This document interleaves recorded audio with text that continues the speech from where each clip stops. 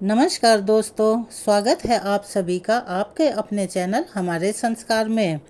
आज हम आपके सामने जो प्रस्तुत करने जा रहे हैं यह पांचाल देश के एक राजा की कहानी का वर्णन करती है जो कि स्कंद पुराण के नाम से प्रसिद्ध है और यह 18 महापुराणों में सबसे बड़ा महापुराण है जो प्राचीन भारतीय समाज और हिंदू परंपराओं के साथ साथ धर्म, पुण्यात्मक जीवन शैली, ब्रह्मांड के विज्ञान अर्थात ब्रह्मांड कैसे टिका हुआ है और ब्रह्मांड के क्रियाकलाप क्या हैं, ब्रह्मांड के निर्माण, पौराणिक कथाओं तथा वंशावली आदि जैसे विषयों पर बृहद रूप से रोशनी डालती है।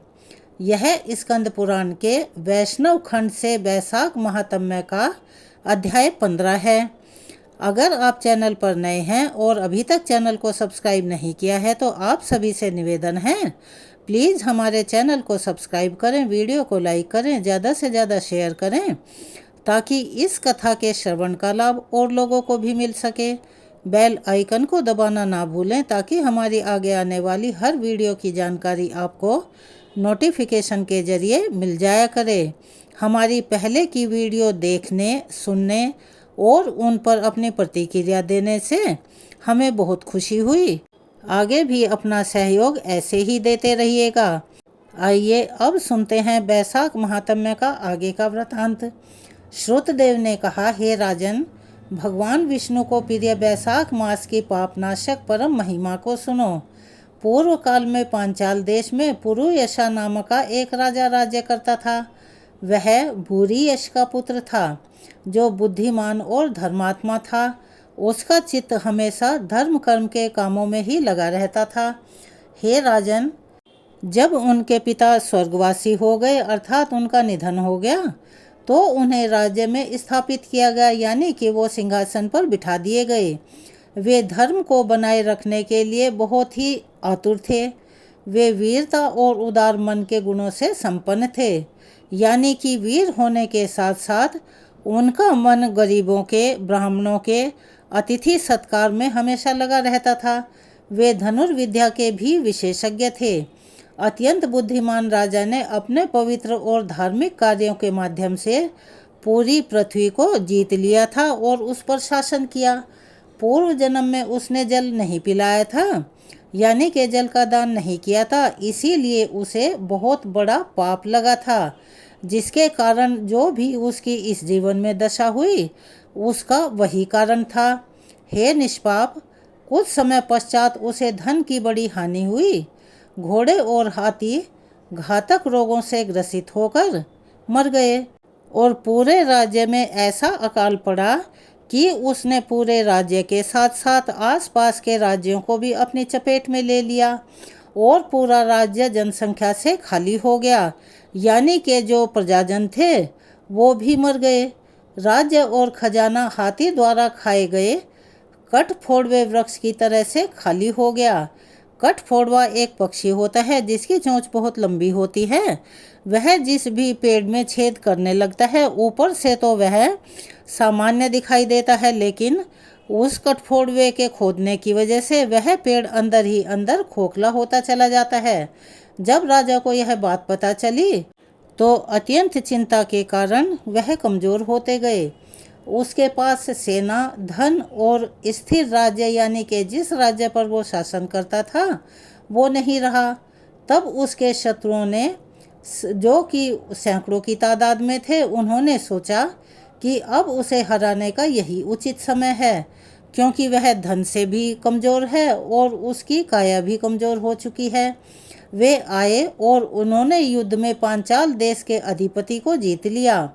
उनसे पराजित होकर राजा अपनी पत्नी शिखिनी तथा यात्रियों तथा अन्य सेवकों के साथ पर्वतीय गुफाओं में चला गया, जहां वह अपने परिवार के, अपने स्वजनों के साथ, दास दासियों के साथ रहता था, लेकिन किसी को भी इस बात के बारे में पता नहीं था। वह बहुत तरह के दुखों से बेचैन रहा करता, क्योंकि वहाँ खाने पीने के भी लाले पड़े हुए थे। इस प्रकार छिपकर उसने 53 वर्ष व्यतीत किए। राजा ने अनेक अवसरों पर इस बात पर विचार किया कि उसकी यह दशा इतना धर्म कर्म करने के बाद, इतना सदाचारी जीवन जीने के बाद भी भला क्यों हुई। उसने ऐसा सोचा, मैं जन्म से तथा कर्म से पवित्र हूँ, मैं अपने माता पिता के कल्याण में हमेशा लगा रहता हूँ, यानी उनकी सेवा करता हूँ। मैं अपने गुरुजनों का सच्चा भक्त हूँ, जैसी वे आज्ञा देते हैं उसका पालन करता हूँ।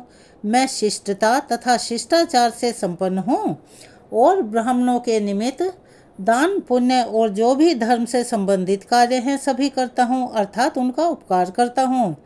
मैं धर्म में बचपन से ही रुचि रखता हूँ और सभी जीवों के प्रति दयालु और विचारशील हूँ। इंसान तो क्या, मैंने कभी किसी पशु पक्षी को भी दुख नहीं पहुँचाया। ना तो मेरा कोई भाई है, ना मेरा पुत्र है, ना ही मेरे मित्र हैं, ना मेरे अब शुभचिंतक हैं। यद्यपि मैं कुलीन हूँ और वे अपनी दयालुता तथा पुरुषार्थ के लिए प्रसिद्ध हैं, यानी कि जो मेरे पूर्वज हैं उनकी भी आदतें ऐसी ही थी। किस कर्म के कारण मुझे दरिद्रता ने घेर लिया है, इससे मुझे बहुत दुख होता है। मुझे पराजय क्यों मिली? मैं वीर भी हूँ, अक्षत्रिय भी हूँ, मेरे वन में रहने का क्या कारण है? इन विचारों से चिंतित होकर राजा को अपने गुरुओं की याद आई। वह बहुत उदास हो गया। राजा द्वारा आमंत्रित किए गए सर्वज्ञ महान बुद्धिमान प्रख्यात महर्षि याज और उपयाजक नामक दो श्रेष्ठ ऋषि वहां पधारे। उन्हें देखकर पांचाल राज तुरंत उठ खड़े हुए और बड़ी भक्ति के साथ उन्होंने हाथ जोड़कर अपना सिर नीचे झुकाया, यानी कि उन्हें प्रणाम किया। वनवास के कारण यानी अज्ञातवास के कारण वे बहुत दुखी हो गए थे। वे सभी राजसी चिन्हों से रहित थे। उनका पता किसी को भी नहीं था, क्योंकि वे वहां छुप कर रह रहे थे। वे कुछ देर तक तो चुपचाप खड़े रहे और उनके चरणों में भूमि पर गिर पड़े, यानी दंडवत प्रणाम किया। उन्होंने अपने हाथों से उन्हें उठाया। उनकी छलछलाई आंखों से आंसू पोंछे। वन में उपलब्ध उत्तम पदार्थों से उन्होंने विधि पूर्वक उन ऋषियों का पूजन किया। जब वे ब्राह्मण ऋषि सुखपूर्वक बैठ गए तो उन्होंने नम्रता पूर्वक हाथ जोड़कर उनसे विनती की, हे ब्राह्मणों, मैं इतना दुखी क्यों हूँ, कृपया मेरे दुख का कारण बताइए। मैं पृथ्वी का स्वामी था, यानी मैंने अपनी वीरता के बल पर पूरा राज्य हासिल किया था और पूरी पृथ्वी पर मेरा शासन था। मैं जन्म और कर्म से पवित्र हूँ। मैं पितरों और देवताओं का भी प्रिय हूँ। मैं पापों से बहुत डरता हूँ, उनसे दूर ही रहता हूँ। मैं दयालु प्रकृति का हूँ। मैंने अपने गुरुओं का हमेशा सम्मान किया है और उनका प्रिय भक्त हूँ। फिर भी मैं अपने शत्रुओं के हाथों दरिद्रता, राजकोष की हानि और अपमान से क्यों घिरा हुआ हूँ, यानी मुझे ये सभी दुख क्यों मिले। मेरे वनवास का कारण क्या है, मेरे अकेलेपन का कारण भी क्या है। मेरा कोई पुत्र नहीं, मेरा कोई भाई नहीं, मेरा कोई शुभचिंतक नहीं है और कोई मित्र भी नहीं है। मेरे द्वारा रक्षित और प्रशासित शानदार भूमि पर अकाल क्यों पड़ा, यानी कि वहाँ वृष्टि क्यों नहीं हुई, इसे विस्तार से मुझे बताइए। मैं बहुत बेचैन हूँ। हे श्रेष्ठ मुनियों, मुझे इसका कारण जल्दी से बताइए। अत्यंत दुखी राजा के इस प्रकार पूछने पर उन महापुरुष श्रेष्ठ मुनियों ने कुछ देर तक ध्यान करके देखा और फिर याज और उपयाजक ने राजा से कहा, हे राजन, सुनो, हम तुम्हें तुम्हारे दुख का कारण बताते हैं। तुम पिछले 10 जन्मों में बहुत ही पापी शिकारी थे। तुम इतने निर्दयी थे और हमेशा दुनिया के सभी लोगों को हिंसक रूप से घायल करने में लगे रहते थे, यानी तुम्हारे मन में दया लेश मात्र भी नहीं थी। तुमने कभी भी कोई भी छोटा धार्मिक, पवित्र और पावन अनुष्ठान नहीं किया। तुम्हारा अपनी इंद्रियों और मन पर भी नियंत्रण नहीं था। तुम्हारी जिह्वा ने किसी भी प्रकार से कभी भी भगवान विष्णु का नाम नहीं लिया। तुम्हारे मन ने गोविंद के चरण कमल का स्मरण नहीं किया। तुमने कभी भी परम आत्मा के सामने, यानी के परमात्मा के सामने अपना सिर नहीं झुकाया। इस प्रकार हे राजन, तुम्हारे 9 जन्म बीत गए और तुम उन 9 के 9 जन्मों में दुराचारी ही बने रहे। 10वें जन्म में तुम सह्य पर्वत पर एक शिकारी थे। तुम संसार के सभी लोगों के प्रति निर्दयी थे। तुम सभी मनुष्यों के लिए मृत्यु के देवता के समान थे। तुम्हें कोई आता देखता तो वह भय के कारण इधर उधर भागने लगता था। अगर वह अपनी जान बचाने में सक्षम हो जाता तो ठीक, अगर नहीं हो पाता था तो वह तुम्हारे हाथों से कभी नहीं बच पाता था। तुम में दया बिल्कुल भी नहीं थी। तुम अपने शस्त्रों के बल पर जीते थे। तुम हमेशा हिंसा और हानिकारक कार्यों में ही लगे रहते थे। तुम में कोई भी एक अच्छा गुण नहीं था, सारी बुराइयां ही बुराइयां थी। तुम दुष्ट थे। अपनी पत्नी के साथ मिलकर राह में आने जाने वाले लोगों को यानी कि राहगीरों को बहुत ही परेशान किया करते थे और उन्हें लूटते थे। जिसके पास कुछ नहीं मिलता था उसे मृत्यु को प्राप्त करवा देते थे। तुम गौड़ देश की प्रजा के लिए नरभक्षी राक्षस के समान बने हुए थे। इस प्रकार तुमने अपने कल्याण के लिए क्या करना चाहिए था वो तुमने नहीं किया। इस बात से अनजान रहते हुए वर्षों व्यतीत कर देते थे। तूने शिशु, बालक, पशु पक्षियों को निर्दयतापूर्वक मारा था और तेरे विचार, तेरी सोच अत्यंत निर्दयता पूर्ण थी। इसीलिए इस जन्म में तुझे कोई पुत्र उत्पन्न नहीं हुआ। तू निसंतान है। तू पहले विश्वासघाती था, इसीलिए तेरा कोई सगा भाई भी नहीं है। तू पथिकों को कष्ट देता था, इसीलिए अब तू मित्रहीन हो गया है। तू सज्जनों का अनादर और निंदा किया करता था, इसीलिए अब शत्रुओं ने तुझे पराजित कर दिया है। दान न देने के पाप के कारण ही तू और तेरा घर परिवार दरिद्रता को प्राप्त हुआ है। तूने सदैव दूसरों को दुख और पीड़ा पहुंचाई है, इसीलिए तुझे वनवास का ये दुस्सह कष्ट भोगना पड़ा है। तूने सभी को अप्रसन्न किया है, यानी तुझसे कोई भी खुश नहीं था, इसीलिए अब तुझे इस दुख का सामना करना पड़ रहा है। इसी कारण से तू अन्न ग्रहण नहीं कर पा रहा है। पहले तू सब कार्यों में अत्यंत क्रूरतापूर्ण व्यवहार किया करता था, इसीलिए हे महाबुद्धिमान राजन, इस जन्म में तू राज्य से वंचित हो गया है। मैं तुम्हारे अच्छे और कुलीन कुल में जन्म लेने का कारण भी बताऊंगा। जब आप गौड़ देश में एक शिकारी के रूप में जन्म लेते थे, तब आप कांटों से भरे जंगल में निर्दयतापूर्वक सबको मारने वाले उसी घृणित काम में लगे रहते थे। आप सभी जीवों के निर्दयी संहारक यानी निर्दयता से मारने वाले के रूप में मार्ग पर खड़े रहते थे। तुम्हारे डर से राहगीरों ने अपने कई बार मार्ग भी बदले हैं, लेकिन जब उनकी व्यवस्था होती थी उसी मार्ग से गुजरना होता था तो तुम उन्हें बड़े कष्ट पहुंचाते थे। उस समय दो धनी और तेजस्वी वैश्य उधर से निकले। वे गर्मी से व्याकुल थे। वेदों और वेदांगों में पारंगत कृष्ण नामक एक ऋषि भी आए थे। उनके केस जटायुक्त थे और वे छाल के वस्त्र पहने हुए थे। मेधावी ऋषि के पास केवल एक जलपात्र था।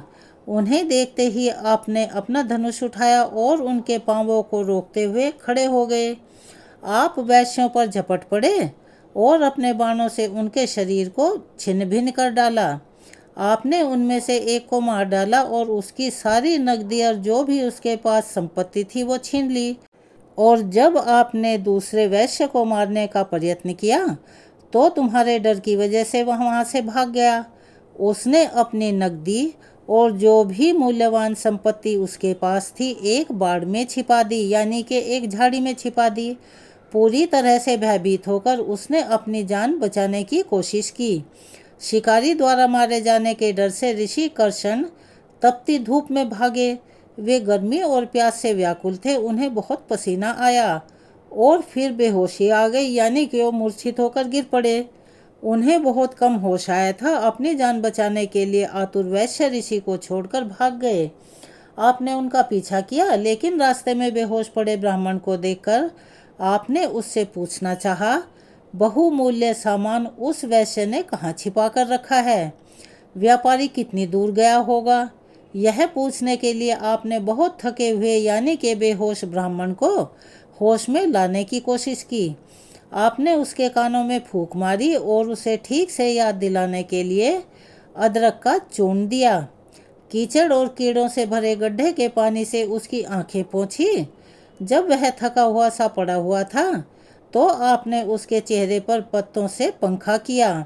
ऋषि को होश में लाने के बाद आपने थोड़ी सी तसल्ली महसूस की और उससे कहा, इस वन में मुझसे मत डरो और ना ही कोई शंका करो, क्योंकि मेरे पास शस्त्र हैं। जो दरिद्र हैं, जिसके पास कुछ भी नहीं है, वह इस संसार में सुखी है। तुम इतना क्यों डरते हो? एक पुराने टूटे बर्तन से मुझे कुछ नहीं मिलेगा।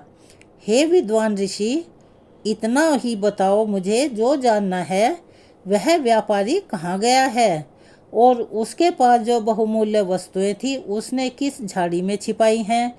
यदि तुम झूठ बोलोगे तो मैं तुम्हें मृत्युदंड दूंगा, यानी कि तुम्हें मार डालूंगा। तब कृष्ण ऋषि ने कहा कि इस बाड़ में धन छिपा हुआ है, वह इसी रास्ते से भागा है। तुम्हारे ऐसा पूछने पर उस ऋषि ने अपने प्राण बचाने की इच्छा से ऐसा कहा था। आपने उन ब्राह्मण से कहा, हे ब्राह्मण, तुम इस मार्ग पर प्रसन्नतापूर्वक यानी कि निडर होकर चले जाओ। तुम्हें मुझसे तनिक भी डरने की जरूरत नहीं है। यहाँ से कुछ दूर पर एक सरोवर में उत्तम जल है। उस शुद्ध जल को पीकर अपनी थकान मिटा लो। फिर गांव में जाओ। अभी इसी मार्ग से राज कर्मचारी आ रहे होंगे। वे प्रमुख व्यापारी की चीख पुकार सुनकर मेरे पदचिन्हों का पता लगाने में लग जाएंगे, यानी मुझे ढूंढ लेंगे। हे ब्राह्मण, यद्यपि तुम प्यास से व्याकुल हो, इसीलिए मेरा तुम्हारे साथ जाना संभव नहीं है। जो मैंने तुम्हारे लिए पंखा तैयार किया है, इससे हवा करो तो तुम्हारी गर्मी और बेचैनी कुछ कम हो जाएगी। आप उन्हें पलाश के पत्ते का पंखा देकर पुनः वन में गायब हो गए। बैसाख मास में भीषण गर्मी के दौरान यह आपका एक इकलौता पुण्यकर्म था। हालांकि यह आपके अपने स्वार्थ के लिए किया गया था, जिसके परिणाम स्वरूप मार्ग में ऋषि की जान बच गई। इसी पुण्य के बल पर आपने अत्यंत पुण्यशाली और बड़े राजघराने में जन्म लिया। बैसाख की महिमा ऐसी ही है। यदि तुम सुख, राज्य, धन, अन्य संपत्ति, स्वर्ग, मोक्ष, हरि के साथ सानिध्य अथवा हरि के अक्षेत्र की कामना रखते हो, तो बैसाख मास में बताए गए पवित्र कर्म और अनुष्ठान करो। तुम्हें सभी प्रकार के सुख प्राप्त होंगे। यह बैसाख मास है। यह अक्षय तृतीया कहलाने वाला तीसरा दिन है। एक बछड़ा देने वाली गाय लाकर उसे किसी दुखी ब्राह्मण को दान कर दो। इससे तुम्हारा कोष भर जाएगा। शैया दान करो, सुख मिलेगा। छत्र दान करो, यानी कि छाता दान करो, अपना राज्य वापस पाओगे। विधि पूर्वक बैसाख मास में स्नान करो। इसी प्रकार माधव की पूजा करो, क्योंकि इसे माधव मास के नाम से भी जाना जाता है। उत्तम मूर्ति बनवाकर दान करो, इससे तुम्हारी विजय होगी। हे राजन, यदि तुम अपने समान सद्गुणी पुत्र चाहते हो तो समस्त प्राणियों के कल्याण के लिए प्याऊ लगवाओ। बैसाख मास में बताए गए इन सभी पवित्र अनुष्ठानों की विधि पूर्वक नियमों का पालन करो। इससे समस्त लोग तुम्हारे अधीन हो जाएंगे, इसमें कोई भी शंका नहीं है। यदि तुम बैसाख मास में मधुवत करने वाले भगवान की प्रसन्नता के लिए कामनाओं से मुक्त मन से ये पवित्र अनुष्ठान करोगे तो भगवान विष्णु तुम्हारे लिए प्रत्यक्ष हो जाएंगे, यानी कि तुम्हें साक्षात दर्शन देंगे, क्योंकि तुम्हारा मन अशुद्ध से रहित है। पुराणों में ऐसा वर्णित है। ऋषिगण जानते हैं कि जो मनुष्य इन उत्तम पवित्र अनुष्ठानों को संपूर्ण करते हैं, वे अनंत लोकों की प्राप्ति करते हैं और अंत में बैकुंठ में निवास करते हैं। यह सब हमने देखा और सुना है। जैसा हमने देखा और सुना, वही तुम्हें 100% सच उसमें बताया है। ऐसा कहकर ब्राह्मण, पुरोहित, याज और उपयाजक उनसे विदा लेकर जिस मार्ग से आए थे उसी मार्ग से वापस चले गए। तब महापराक्रमी राजा ने अपने गुरुओं से ज्ञान पाकर बड़ी श्रद्धा के साथ बैसाख के सभी अनुष्ठान किए। उसने मधुवध करने वाले भगवान की उसी प्रकार पूजा की जैसा कि उन गुरुओं ने बताया था। इसके बाद उसने अपनी शक्ति पुनः प्राप्त कर ली। अपने सभी बंधुओं से घिरा हुआ तथा सेना के बचे हुए सैनिकों के साथ वह पांचाल नगर में वापस पहुंचा। जब उसके शत्रुओं को यह समाचार मिला कि राजा अपने नगर पांचाल में वापस आ गया है, तो वे अभिमान पूर्वक उस पर आक्रमण करने, यानी कि उन्होंने दोबारा से योजना बनाई और आक्रमण करने के लिए आ गए। उन राजाओं और पांचाल के राजा के बीच में घमासान युद्ध हुआ। उस महान योद्धा ने अकेले ही उन सभी शक्तिशाली राजाओं को हरा दिया, यानी कि युद्ध जीत लिया। जब वे राजा पांचाल देश के राजा के डर से अपनी जान बचाने के लिए अलग अलग लोगों की ओर जाने वाले मार्गों से भाग गए, तो इस शक्तिशाली राजा ने उन राजाओं के खजाने, घोड़े और हाथी जब्त कर लिए। वह शहर में 1 करोड़ घोड़े, 30 लाख हाथी, 1 करोड़ रथ और 10,000 ऊँट तथा 3 लाख गधे लेकर आए थे। बैसाख अनुष्ठान की महानता के कारण सभी राजा अचानक करदाता बन गए। वे उसके पैरों तले कुचल दिए गए और उनकी योजनाएं ध्वस्त हो गई। पांचाल भूमि में अभूतपूर्व अतुलनीय समृद्धि थी। उसने एक छत्र के नीचे सभी राज्यों पर अधिकार कर लिया था। मधुवध करने वाले की कृपा से उसके 5 पुत्र उत्पन्न हुए जो वीरता और उदारता से युक्त थे। उनके नाम इस प्रकार थे: धृष्टकीर्ति, धृष्टकेतु, धृष्टद्युम्न, विजय और चित्रकेतु। वे सभी कार्तिकेय के समान सुंदर थे। जो प्रजाजन धर्मपूर्वक सुरक्षित रहते थे वे उनसे प्रेम पूर्वक जुड़ जाते थे। बैसाख के प्रभाव से वे तुरंत ही सबका विश्वास प्राप्त कर लेते थे। फिर पांचाल नगर के स्वामी ने मधुवध करने वाले भगवान की प्रसन्नता के लिए, यानी उन्हें प्रसन्न करने के लिए, उन पवित्र अनुष्ठानों को समस्त कामनाओं से रहित मन से संपन्न किया। इस पवित्र अनुष्ठान से प्रसन्न होकर भगवान मधुसूदन अक्षय तृतीया के दिन उनके समक्ष साक्षात प्रकट हुए। जब उसने 4 भुजाओं वाले शंख, चक्र, लोह, गदा आदि धारण किए हुए भगवान अच्युत यानी के नारायण को देखा तो उनके आश्चर्य का ठिकाना नहीं रहा। भगवान पीले वस्त्र पहने हुए थे और उनके गले में वन के फूलों की माला थी, जिसे कि वनमाला के नाम से जाना जाता है। वे अपने सभी अनुयायियों और देवी लक्ष्मी के साथ गरुड़ पर बैठे हुए थे। असहनीय चमक को देखकर उसने तुरंत अपनी आंखें बंद कर ली और खुशी के मारे नाचने लगा। वह पागल और नशे में धुत आदमी की तरह इधर उधर घूमने लगा। उसके सारे अंगों में रोमांच हो आया और उसकी आंखें आंसुओं से छलछला गई। वह जमीन पर गिर पड़ा। उसने श्रद्धा से हथेलियां जोड़कर बड़ी भक्ति से स्तुति की। आज के वृतांत को हम यहीं विराम देते हैं। इसके आगे का वृतांत कल हम अपनी आने वाली वीडियो में सुनाएंगे। कृपया जिस तरह से आपने हमारी पीछे वाली वीडियो सुनी है उसी तरह से उसे भी सुनिएगा और उसका इंतज़ार कीजिएगा। यह कथा आपको कैसी लगी? हमें उम्मीद है कि आपको इससे शांति और श्रद्धा विश्वास की अनुभूति हुई होगी और प्रसन्नता हुई होगी। अपना सहयोग और प्यार हमें ऐसे ही देते रहें। अगर चैनल पर नए हैं तो चैनल को सब्सक्राइब करें, वीडियो को लाइक करें, ज़्यादा से ज़्यादा शेयर करें। कमेंट्स बॉक्स में जय श्री कृष्णा हर हर महादेव लिखना ना भूलें।